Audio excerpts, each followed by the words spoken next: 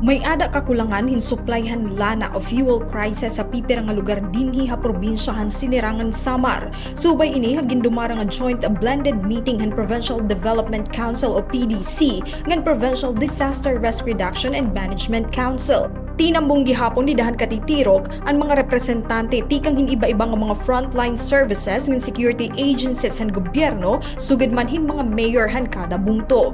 Sumalaha datos tikang emergency response team ngan Municipal Disaster Risk Reduction and Management Offices hakapag-usan nga 70 nga gasoline stations sa probinsya. 53 laan padayon nga nag-ooperate. Siyam ang temporaryo nga nagsara tungod han kawaray stock ngan usaan waray pa makabalik ka operasyon. Tugtog kakulo Marso 16, may ada patulong nga istasyon ang waray pa magsumatan ire status. Tungod hini ginlalauman gihapon ang pagbabago o pagsakahan presyo ang mga panguna nga papliton.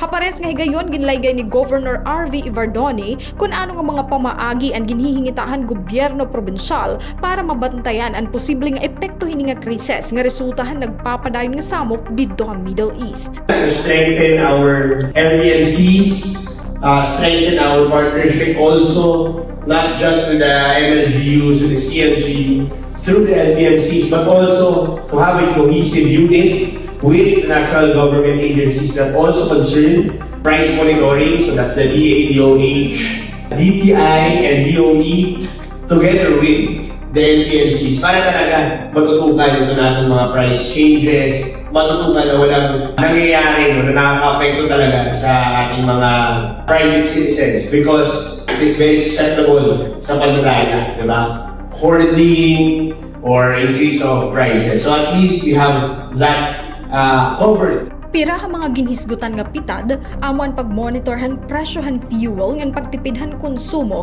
para masiguro nga maiha ngan masusustener ang supply ha bugos nga probinsya. Iripaso ang mga diri importante nga aktibidad nga kaya buhaton online ngan mahugot nga koordinasyon ngan monitoring. Gintutudlok nga usaha ginhihingita nga rason han pagkulang han supply ang pag-implementarhan 5-ton load limit ha mga tulayhan barangay Kutikot ha hiporlos ngan halawaan. Diin diri daw nakakatabok o nakakasulod nga niha probinsya ang mga dagko nga oil tanker.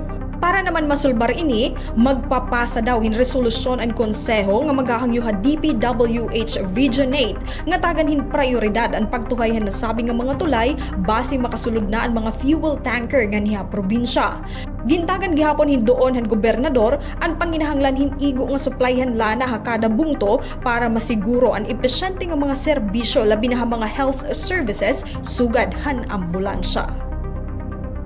Tikang ha Syudad Borongan, Heidi Upada, Eastern Samar News Service.